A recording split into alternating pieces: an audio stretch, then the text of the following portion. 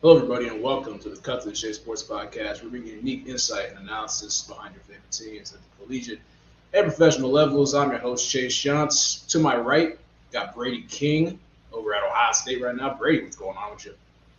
Oh, it's not too much, Chase. It's really just getting through the days, counting down. School year's almost over, but really just focusing on March Madness right now, and then obviously Spring Ball.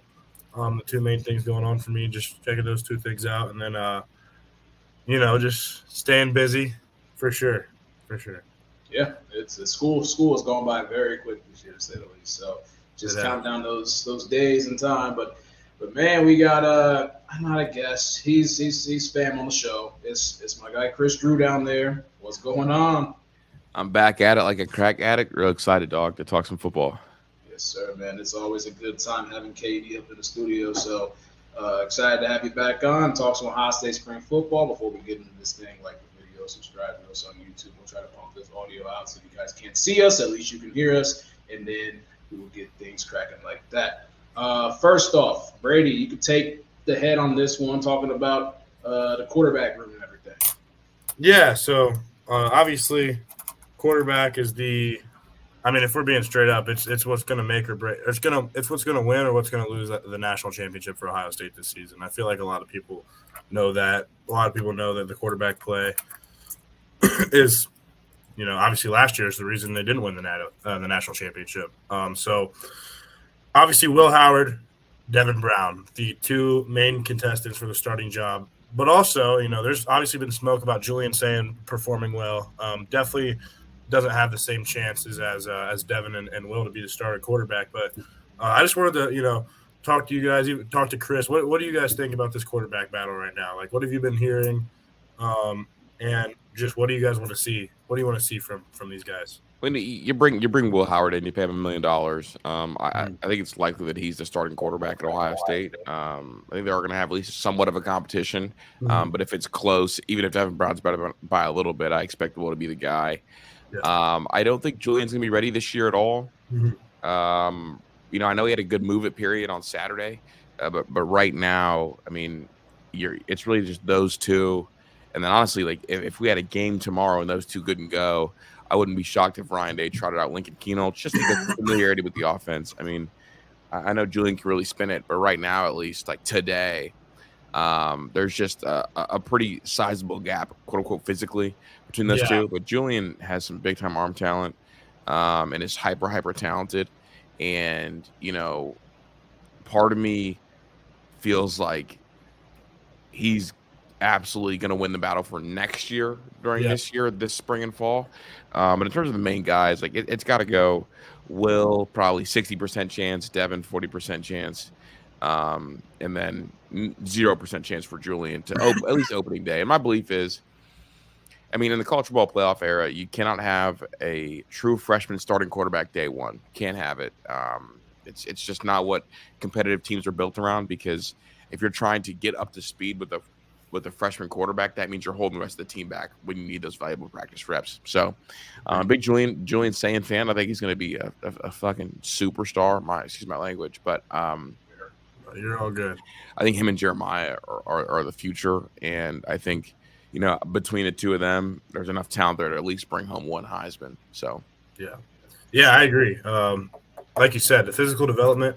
He's not the biggest kid, so I feel like a year in the weight room for him will be huge, especially considering that a lot of a lot of quarterbacks make a big jump freshman and sophomore year. That's the biggest jump of your career is going to be that all season. So I feel like Julian Sand is definitely the future of this program. But right, like you said, Will Howard, it's his job to lose. Getting brought in, he could have gone to the NFL draft, or he could have, returned to transfer to a school. And I just don't think, I don't know if he was necessarily guaranteed the starting spot, but I feel like it was probably inferred to him that he would likely start. And yeah, I mean, I so, think once you give a kid $1 million, you yeah, guarantee the Kind of tied spot, there. right? that's exactly what I was thinking. Yeah. Like, if you give a guy that much money, it's Yeah, because it's like inferred. boosters, like you ask these, like you're Ryan Day, you ask these boosters for money, they gave you the $1 million to get to Will Howard. If he Yeah, does not start Will Howard, the You going? boosters, like you can't go back to those same boosters and ask for money. Right, exactly. The 614 number is just going to pop up and be like, hey, man, we gotta like talk Ryan. here, you know? Last time I gave you $1 million, you started the guy that took $0.00. So it's unfortunate. So I don't really think it's an even competition. Or going to be a competition, but I don't either. But yeah, I mean, it's crazy though, because like the depth in that quarterback room, it's when you talk about the depth that we have, and then the depth, talking about potential in that quarterback room is unbelievable. I mean, obviously, talking about Will Howard most likely being the starter, and you put him in an offensive system now with Chip Kelly around those star power units that they have that we have on offense. With Quinshon Judkins now coming in, and Mecca Luka returning, and virtually everybody returning, and freshmen coming in. We'll talk about one of the freshmen in a little bit, but you got Will Howard, you got Devin Brown and King Holtz, and then the two freshmen, Say and Aaron Nolan. I mean, that's a big group right there, and it's unbelievable how deep that quarterback room is just going into spring. Well, obviously, actually, I'm gonna ask you this, Kris. Though, like, how, depending on how the spring practices and really spring game goes, how many quarterbacks do you expect to dip off and go find another home heading through the summer? One. Just one. Yeah, I figured as much. Lincoln Keenholz. That would be. You think Lincoln is more likely to leave after spring than a guy like Devin if Devin's told that he's not the starter? Devin will only leave if in my opinion, he'll only leave if he's told to leave. Okay. Yeah. I don't get why he just doesn't leave, honestly. Like at that point, like. I mean, hyper competitive man. Like, he's got to feel slighted because he beat McCord last year for the job, but politics went into it, lost the job, and he's trying to get his get back. But Lincoln Keenholz to Tulsa, if I had to guess. Tulsa, interesting. If he gets to the transfer portal, we'll make sure we'll keep an eye on that one. Sure. I'll put him in crystal ball. I'll put him in crystal ball to Tulsa. Yep, crystal ball to Tulsa. Crystal ball, yeah, that makes sense. No, I could see that. I definitely expect, obviously, at least one. We're not going to have 5 quarterbacks on scholarship during the season. What are your thoughts on Aaron Nolan potentially leaving after the spring if there's that big of a gap between him and Sayin? Do you think that's a possibility? I think he is skinny Jameis Winston, and he's just here trusting the process. Okay. I think that he knows that one of them's going to transfer, and that'll be his chance to get reps. Okay, gotcha. That's so. I'm with you. I situation. I think that if he becomes a scout team quarterback, which I expect, then he'll stay. Okay. But he only becomes a scout team quarterback if someone leaves. Like Lincoln's not going to stay to be scout team quarterback for another year. So that's why I suspect. Yeah. Those reps are important, though. I mean, honestly, if he does end up transferring sometime down the road, at least he got those reps against all those pro caliber players and stuff. But and I lost my train of thought. That's completely fine. But we're going to move on to running backs and Tony Alford, that decided to go up north to the rival. I know I put Michigan on the screen, but the rival. When you first saw the news about that, Kris, what were your thoughts on that overall? I was shocked, bro. Like, I don't know if you guys know, but I had a live show the Friday before. Yeah, Yogi's. Yes. I would have pulled up, but I had class. Do you know who was there? Tony Alford. I saw the pics too. Like, he walked in the middle of the show, and my face lit up. That's why I stopped. That's why I missed the commercial break. If you remember watching Brady, was because there was Tony Alford, who I'm a huge fan of, and I think he's done great stuff at Ohio State despite the narrative that's come out. And I went and talked to him. The first thing I said, like, I'm so excited to watch you and your unit. But by then, my guess is his mind was made up because come Monday, I got the news. I had no prior knowledge or no anything. Yep. I was really bummed out, and I was really bummed to find out that Ryan Day wouldn't extend him, and that's why he left. But Ohio State has the best running back room in the country, and maybe one of the best ones they've had the last 20 years. The best one they've had the last 20 years. Yeah. So whoever comes in is going to be born on third base, the same way Matt Guerrieri was, same way Ryan Day was, the same way whoever comes in for Tony is. I take that as a compliment, honestly. Yeah, no, it means you should. Brian Hartline was born on third base. Like guys coming in with in that kind of situation, it's really advantageous. But for Tony, I hate it. Like I like the man, I hate the team. So Yeah. It makes me feel really uneasy. Like same. Every time I think about it, it just does not feel right. When he put it in his bio, like the official in his whole profile changed, and he was like location Ann Arbor, and it was like him in the mission. Like it just seeing the jacket swap was really off. That was rough. That was different for sure. I went back through. I saw I was on Twitter and stuff, and it was quick that they put that mission thing on. I'm like, man, life moves at you fast. I'll tell you that. But again, what do they say in sports? It's the business. That's how it works. Yeah. And it's important to remember that coaches aren't fans. Exactly. Yeah. They're trying to make a living. They're trying to find a job and trying to do the best they can at that. And we'll see him in November.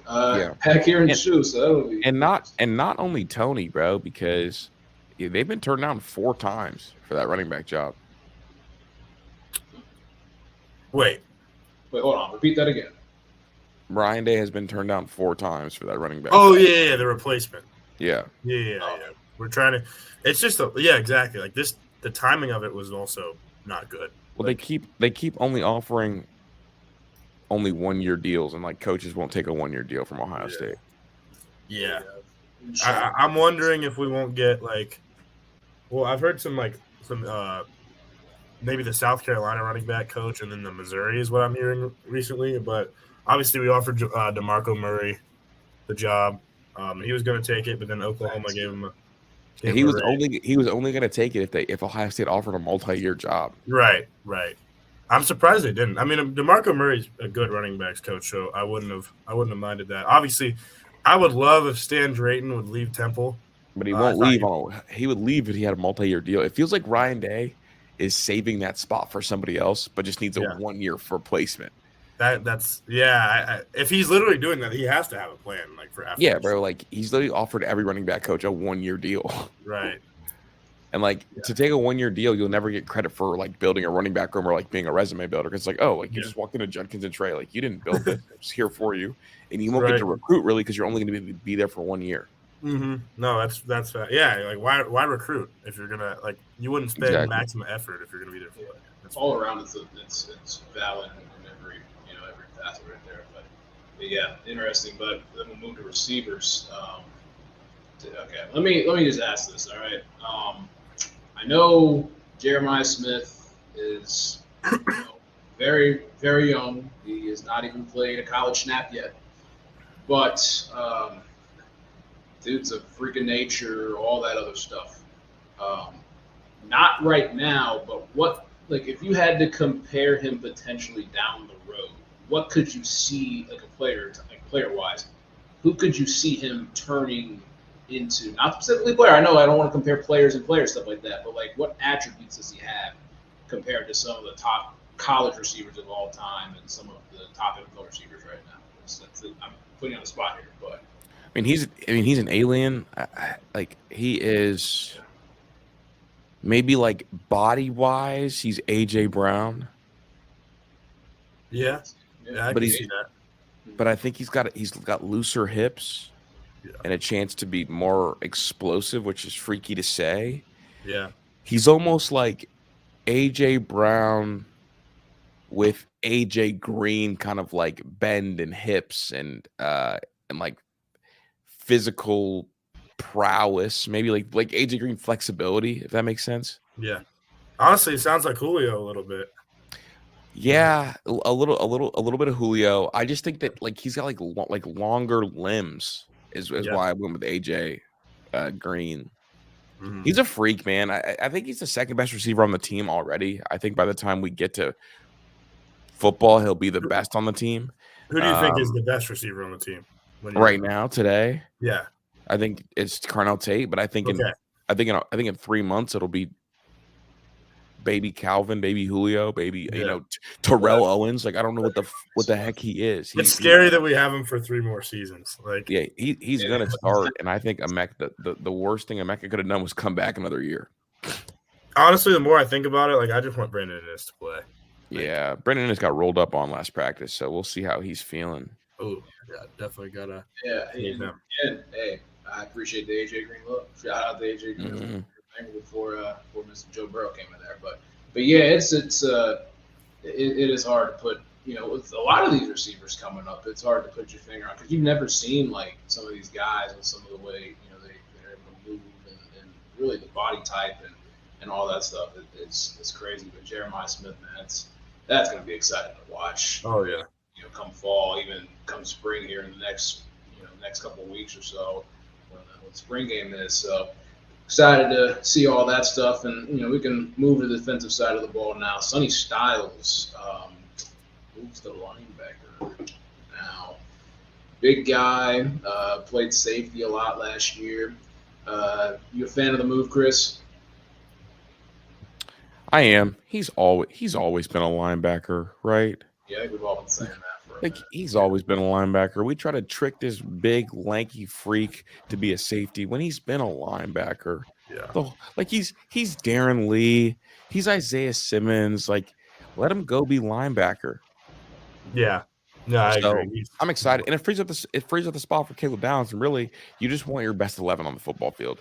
Sonny's one of your best 11. So is Caleb. One of them can play linebacker. One of them can't. So move him. Get him ready for the NFL because that's where he's going to play in the league and move on. This has a chance to be a really special defense, though, guys. I would probably take them against 20. Yeah, I don't know. It's got a real chance. They just need like a sack expert. And I think Sonny being out in the line of scrimmage also has a chance to have a 5-6 sack season. Sonny could end up being the first linebacker taken. He has that much, like if he has a breakout year, like he has that much upside. He's just like an insane football player. Like obviously we knew that in high school. He was the number one safety in America ahead of Caleb Downs in the 2023 class when he reclassified to 2022. But it's just because he, as a pure safety, Caleb Downs is obviously better than Sonny. Like I don't think there's any debate there at this point. No debate. But as just a football player in general, Sonny Styles is a great player, so he can move around. So it's not like he just has to be. He could play defensive end, not really DN, but like edge rusher. Yeah, he can be a stand-up guy. I mean, he could brush the passer. He could do a lot, bro. He's a freak. Yeah, exactly. And we definitely want him on the field, and that's what we're gonna see. He'll start.